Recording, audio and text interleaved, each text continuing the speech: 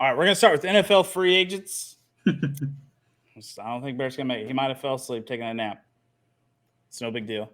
We'll move on. NFL free agents. I should have made a graphic for this. I didn't. But the best free agents after June 1st. The new name that is listed at the top of the board is DeAndre Hopkins. There are now doctors and reports and GMs and coaches and trainers coming out of Arizona saying that he's done, he's washed, he can't run no more, he can't jump, like he's physically not there anymore. I don't think that to be true because he's working out in Dallas this whole offseason. I think he's just trying to get his body and his mind right.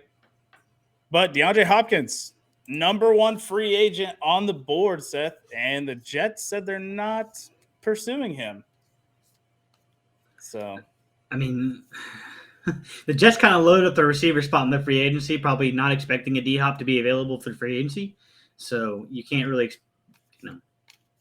it kind of stinks for them unless they wanted to cut a guy that just signed. And then you have young talent, so you don't really need DeAndre Hopkins. The biggest spots obviously are Kansas City. Chiefs and the Bills. Kansas City and Buffalo. That's where everybody's saying. And a weird reunition with Deshaun Watson in Cleveland. Or the Eagles are a big spot. Cowboys have been rumored, but I don't see Jerry Jones making that. I just don't. So if he wanted to go, it's kind of a weird situation for a lot of teams. So if he goes to Kansas City, DeAndre Hopkins goes to Kansas City. So this Kadarius Toney hype that you've been trying to build, right? I mean, he's not going to be the wide receiver one, so he kind of goes out the window. Then he falls back down. You're not really worried about that. But Kadarius Toney's younger. He's quicker. He's been in the system for, half a season or whatever. He was electric when he got to play on the field. So you kind of lose that. He has health problems, though. He does have health issues. Well, I don't know if he actually has health issues or he faked it in New York or whatever. If you go to the Bills, then obviously, Stephon Diggs, Gabe Davis obviously takes a huge step back, right? So then you can't do that. Goes to Philly, per se. You already have two established wide receivers there, but that's all you have in Philly. I mean, you have Devontae Smith and A.J. Brown. I don't think you can name me a third receiver on that team right now. That's super relevant. I mean, they have Goddard, but not a receiver. So is he willing to play third fiddle up in Philly? I don't know. And then obviously the Jets are out. Cleveland and got Amari there. I think they signed someone in the offseason as well. So he'd be a one or two there. I don't know. It's interesting. I don't see a lot of teams wanting to mess with their chemistry with DeAndre Hopkins unless they put a lot of work in. Like I don't think Dallas even takes a swipe. I mean, you got your one, you got your two, and then you got your speed guy. So why you don't need to add another guy to that. Yep. Does he go back to Houston? No. Not unless he's money chasing. There's no way. I mean, that late in his career, he might as well start money chasing. I'd start ring chasing late in their career. He's made the money.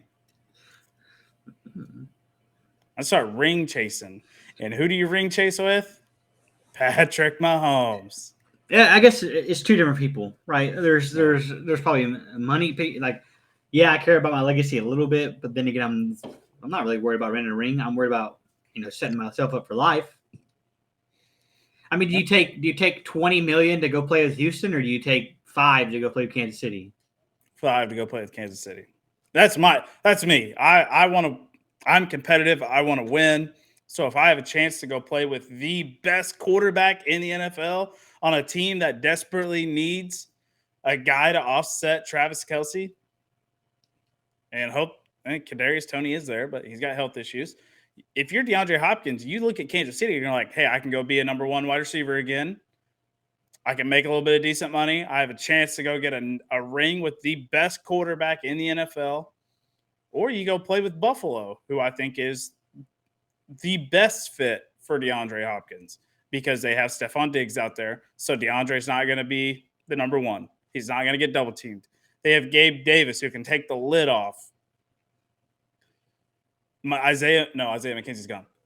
Is he? I don't remember. Gabe Davis there to take the lid off. So D-Hop, you put Stephon on the edge, D Hop on the other edge, Gabe Davis in the middle, and I mean that's a three-headed monster you got to deal with in Buffalo now. And we know Buffalo doesn't run the ball unless Josh Allen's running the ball, so D Hop's going to get a lot of targets. It's true. But it depends what he wants to do. If he wants to go be a number 2 and potentially tap for like 1,200 yards, maybe 8 touchdowns, Buffalo's the spot. If he wants to go be a number 1, Kansas City's the spot. If he wants to reunite with Deshaun, I mean, Amari's there. He won't be double teamed because Amari's there. So he's got options. He's got plenty of options. Yep. Kansas City to me is the favorite. Where he'll end up, it'll be a low contract, like you said, $5 million probably. If he goes to Buffalo, I think it would have to be less because they're paying some of their defense now. It'll probably be a little less in Buffalo. If he goes to the Browns, maybe they got some money to throw at him. Houston is obviously the money grab spot, or Chicago if he really wants to go chase money. But nobody wants to go try to catch a ball from Justin Fields who overthrow you all day. Another top free agent edge rusher, Yannick Ngakoue. The favorite spot for him is kind of not really announced yet. That dude's kind of like all over the place. Allegedly, it was Carolina for a little bit, then it was the Bears for a little bit. It's like I don't know where Yannick Ngakoue is going to go. You got any thoughts? No, I don't know. He's been through like 4 or 5 teams already in his NFL career. So yep. Yannick Ngakoue may be a late signing. I don't know if he gets swiped up right at the deadline or not. He's a after June 1st signing for sure, which is tomorrow. So we'll see a lot of teams opening up cap space. Another guy that's going to be a good June 1st signing, Marcus Peters, 30 years old, still very viable, coming off an injury. He'll be a good pickup for a good price, I think, on any team. He's very good one-on-one man coverage corner. When he's out there, he's considered one of the top 10 corners in the league. So Marcus Peters be a very good option. Teams that will probably look to sign him will be teams looking for contention because he's 30 years old. So kind of have to see where he goes there. Buffalo's looking to load back up on corner if they can strike a deal with him there. But other than that, the Jets seem promising for Marcus Peters. To go line up on the other side of Sauce Gardner would be wicked. Here's a fan favorite for you, Seth. Zeke Elliott. He will be a after June 1st signing. I'm not saying he'll get signed on June 1st, but he'll be signed after June 1st, obviously. Some hot landing spots for him. The Jets. The Jets, man. I hate to say it, but that's where he's most linked to right now.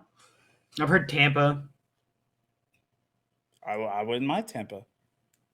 He'd probably beat up some Saint linebackers, meeting them in the hole all the time, but Tampa's not a bad spot. I like Tampa. If he wants the ring chase, New York. If he wants the money, Tampa. So it's up to Zeke. I like either one. Old edge, well, not old, but 30, 31-year-old edge rusher Frank Clark is available for the first time going around. He's not re-signing with Kansas City. So I don't know where he's going to sign. Defense is a little weird. Like most of the time NFL rosters have their guys, at this point. So you're kind of just either you didn't sign anybody or looking for depth. So I think edge rushers are a little weird. A team looking for depth would be the Detroit Lions, and I think Frank Clark would be a great fit in Detroit. He would be because they have a young a young edge rush, a young defensive line. You bring in veteran Frank Clark, who can kind of play all 4 spots. I think that's a great fit for Detroit. But you got to get him on a deal.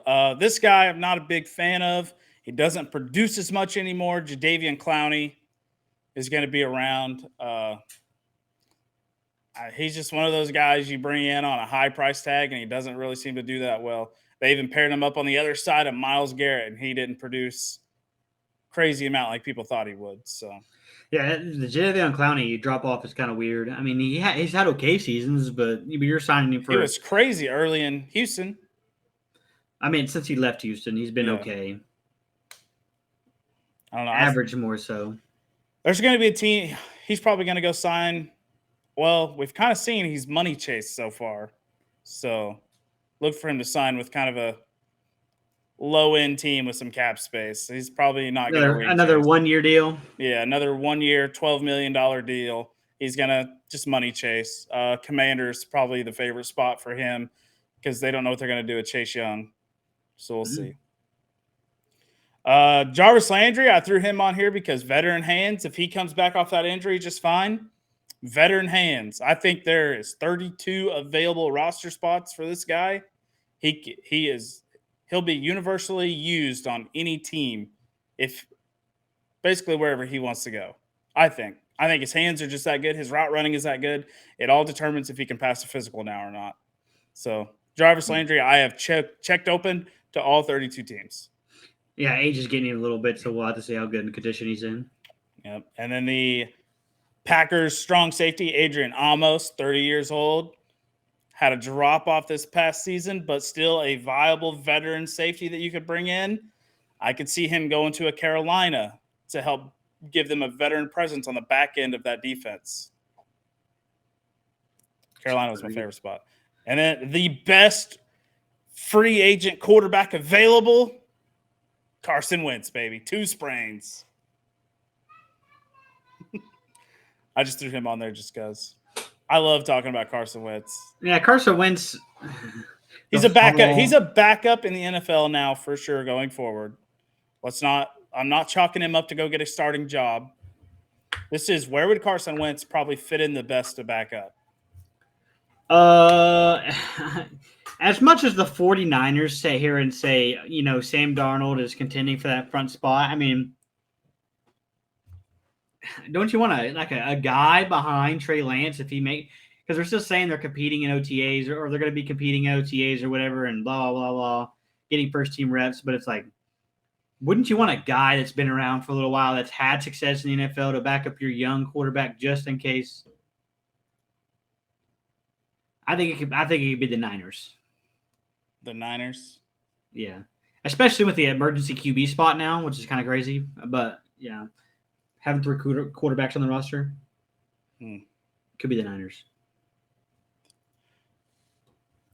I mean, the Niners out of any team is a team that needs 4 or 5 quarterbacks just hanging around.